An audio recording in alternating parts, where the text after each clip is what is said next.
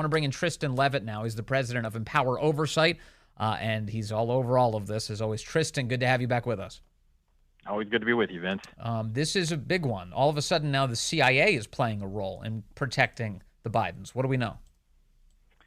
Well, I will say up front it's limited in what we know. And just to clarify a couple of things. So the House Ways and Means Committee today released information from the whistleblowers, and one of those included an affidavit from Supervisory Special Agent Shapley. And he identifies in there how during the course of their investigation, Assistant U.S. Attorney Leslie Wolf was summoned to Langley, Virginia, to CIA headquarters, and they were given a classified briefing about Kevin Morris. We don't know the substance of that briefing. Even if we did, we couldn't talk about it in an open setting, right? But I think it's important to recognize that we don't know whether it was relating to Kevin Morris working with the CIA or with Kevin Morris being a target of the CIA in some way. We just know whatever it was, Leslie Wolf came back and said, yeah, we're not going to be able to call him in court as a witness. So, it raises a lot of questions. Well, Morris is an important figure for a number of reasons. One of them is that he's paying off all of Hunter Biden's debts and then handling his financial situation broadly, including things like paying for his travel to and from his child support hearings, buying his artwork, taking over the equity stake in a Chinese firm. Morris is heavily involved in Hunter Biden's finances and keeping him afloat. He meets Hunter Biden at a Biden donor event and then all of a sudden decides, I've got to rescue this guy, presumably because he's trying to help the campaign. And this is where the IRS whistleblowers come into play, because at one point, based on their prior testimony, they had believed that there may have been a campaign finance tripwire here that these guys had stumbled across, that there may be some violations of campaign finance law. Isn't that true? Yeah, going back to the previously released information, they had obtained, emails where, as you say, kind of right within just weeks of meeting him, and also right as the primary season was taking off in 2020 for President or for now President Biden, that Morris got so involved and said, hey, we need to do this. We need to try and make some of this stuff go away before these elections. So that was the big question on campaign finance charges. Leslie Wolf was always skeptical of those just on the legal merits, but regardless of those, there were still also these significant questions. Kevin Morris still played a role as it related to the Hunter Biden tax case. And so, barring this, I have to imagine, clearly they wanted to call him as a witness. Let's put it that way, to stick within the confines of what's out there in the case. But yeah, it's out there that he has given more than $5 million to Hunter Biden. And this raises some significant questions about whether any of that was government money, I think. In fact, Gary Shapley, who we're hearing from today in the form of this affidavit, if you go back in time, his prior testimony, he dated a conversation to May 3rd of 2021. He said that Leslie Wolf, a top prosecutor, of course, on the case, waved the agents off of the campaign finance allegations. This is and I'm quoting from John Solomon's Just the News here, but this is a kind of a reoccurring theme that Leslie Wolf, this assistant U.S. attorney, was consistently blocking various lines of inquiry or various crimes that may have been committed by or around the Biden family. And now this version of events includes her claiming that she went to visit with the CIA and they said, hey, this super important witness, we're not allowed to talk to him. That's right.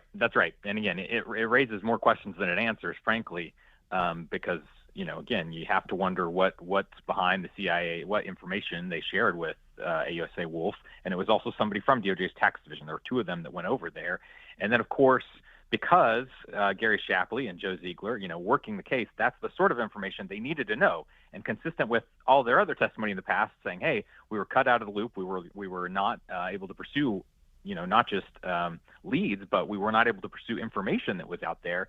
And so even though he requested to be briefed to receive this classified briefing, AUSA Wolf just let it die eventually. So he never learned what it is that was the impediment to Morris being a witness. And again, if he had, he wouldn't be able to talk about it publicly, right? But he doesn't have any of that classified information because they never allowed the investigators to get that information. Yeah, this is very interesting. I think all of this, and I just wonder, from where I'm sitting, I wonder so if the CIA was really involved here, according in this allegation, they were, and they're stopping. this is they're relaying what they heard from Leslie Wolf. Gary Shapley is. Right. And keep in mind, I mean, Kevin Morris travels, I think, quite a bit internationally. I mean, the CIA presumably keeps tabs on that sort of thing, right? Yeah. So, even if he wasn't cooperating with the CIA or a source or something like that, again, it raises questions about whether they had derogatory information about him, whether they had reasons to be concerned about him from a national security standpoint, because that's also information that could cause, one would think, them to waive somebody off of being a witness in a trial. Right. But if he comes along and rescues the Bidens at a pivotal point, and you've got federal investigators saying, man, this looks like a campaign finance violation, and Leslie Wolf says you're not to dig into that anymore, and then she also says, hey, the CIA says we're not even allowed to talk to this guy, it all stinks to high heaven is, I guess, the summary I'm trying to say, Tristan Leavitt. Yeah, that's absolutely right. It does. And I know Leslie Wolf would say, look, on the campaign finance charge after Virginia Governor Bob McDonnell, that case kind of weakened some of what you can look at here. And of course, this is part of the center of the Trump trial that we've seen, right? In terms of whether a hush money payment, right? There's some legal questions there that I think are fair to ask, but unquestionably, Leslie Wolf on many, many issues and for many people, intervened to say, no, we're not going down that road, including when it came to questions about Joe Biden himself. Okay, so additionally, I guess the other big item today that really matters is the allegation that Hunter Biden lied to Congress about a range of things in his deposition. What do we know there, Tristan Leavitt? Well, so there are three different areas where Joe Ziegler, the case agent on the Hunter Biden investigation previously, provided specific examples to the Ways and Means Committee about specific areas that just it's hard to see them as anything other than lies. One of them is Hunter Biden's whole claim that the WhatsApp message that he sent to Zhao, that he sent that to the wrong one, that he was drunk or high. This is where he said, I'm sitting here next to my father, right? And of course, just a couple of weeks later, he received the $5 million. And so, what was previously produced to the committee and released to the public was just a summary. It was an Excel spreadsheet of the messages, and that became the subject of some questions. And people said, well, was it in this format? And clearly it wasn't, right? This is data that's extracted. It came from Apple iCloud backups. And so Special Agent Ziegler provided the whole Celebrite file here. So you can just see all of the data, all the metadata behind these. That makes clear that not only are these accurate text records or WhatsApp message records, also that this definitely was the Zhao that paid the money subsequently, and that Hunter Biden threatened. And again, if he was high or drunk, then he was sending some very lucid high or drunk messages there, because he really browbeat Zhao, and ultimately he got that money. The two other big areas that that Ziegler called out lies are when Hunter Biden claimed that he wasn't the corporate secretary of Rosemont Seneca Bohai. That's a shell company that Hunter Biden established with Devin Archer. And so in the interview, that was part of what Hunter said was, well, these payments went here and there, but they're not mine. That's all under Devin Archer's control. And this document submitted today shows in his handwriting when he says, I, Hunter Biden, am the secretary of Rosemont Seneca Bohai. So that's clear. And then the third area related to whether or not Hunter helped people obtain U.S. visas. But so these are three really clear, straightforward things. The documents show the facts, and Congress is going to have to make some decisions about how to follow up or act on these clear lies from Hunter Biden to Congress, which is a crime. Right. Yeah. These are crystal clear lies. You say you're not the secretary, and you literally have like a piece of paper that you've signed where you quote hereby certify I am the secretary. Like that's it. I mean, you've got them. That's dead to rights. There, I don't anticipate, though, from where I'm sitting, Tristan, that this is going to lead to some sort of Justice Department pursuit of Hunter Biden beyond what we're already seeing. I think that's fair, right? And so it's the circumstances where Congress makes a perjury referral are limited anyway, and those go to the attorney for the District of Columbia, and there's a whole host of things that Congress is butting heads with DOJ on already, obviously. But but the American public can see for themselves, right? So I would encourage everybody to go read these documents and read Hunter Biden's transcribed deposition, because they're just really brazen lies.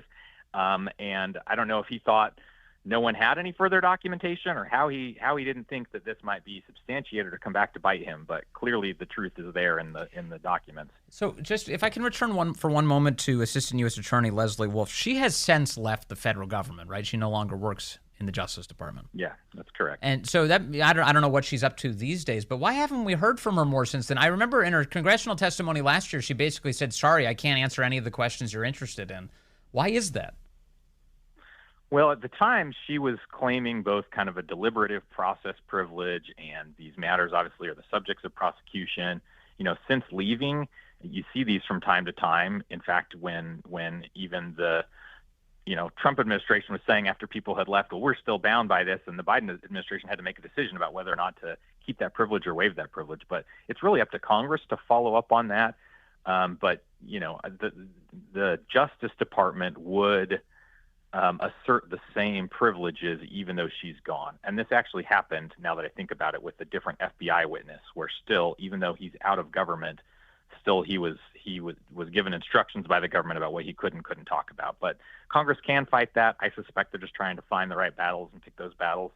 And of course, David Weiss's whole conduct of the case, and not just Leslie Wolf's role in it, has been something they've been scrutinizing. So I'll be very curious to see what happens going forward in terms of with all the unanswered questions still out there, which ones they pick to try and follow up on. Yes, they did. Just for your listeners to be aware, Congress did several weeks ago send a request for 2 tax attorneys that worked closely with Leslie Wolf, who are line level attorneys, and that's been the subject of some real back and forth because the judge said to DOJ, why are you objecting to these? But on the other hand, they also said to Congress, is this really who you need to get the information from? But that's where they seem to have focused on trying to get more specific testimony to overcome these process objections Justice Department's made. Yeah, Congress, look, they have so many different types of investigations, but this one, there's so much smoke emanating. They really need to get to the bottom of it. Tristan Leavitt, thank you very much, as always, from Empower Oversight. Good to talk to you today, sir.